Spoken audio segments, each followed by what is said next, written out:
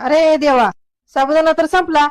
वैशू, ए वैशू, काय गाई अगं काय गाई तेवढं पप्पा संग जा आणि साबुदाणा घेऊन ये. साबुदाणा कशाला गाई? माझा उपवास आहे आज. मग भाकरी कर की. उपासाला भाकरी नाही चालत, साबुदाणा चालतो. होय, मग तर जावंच लागून दुकानात. पप्पा चला. बरं बरं बरं, चल. चावी घेतली गाडीची? हा हा, घेतली चला. चला. वैशू, जा साबुदाणा घेऊन ये.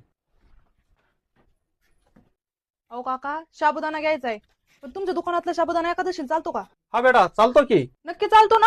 हा बेटा, नक्की चालतो. किती देऊ? नाही, पावशेरच न्यायचाय. औषध? बरं बरं, लगेच देतो. हा घ्या साबुदाणा. अजून काय? नाही एवढंच, अजून काय नाही. किती पैसे झाले? 20 रुपये द्या.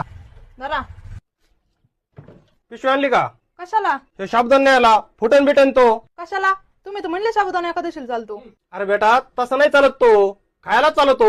पण चालतो ना, द्या ना मग पाठवून घरी. नाही चालणार का? मला माहित होतं काका तुम्ही खोटं बोलले. काय खोटं बोललो?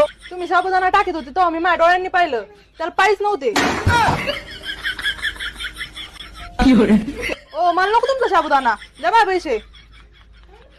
ओ पप्पा, त्यांचा साबुदाणा एकादशीला चालत नाही, त्याला पायच नाहीत. चला दुसऱ्या दुकानात.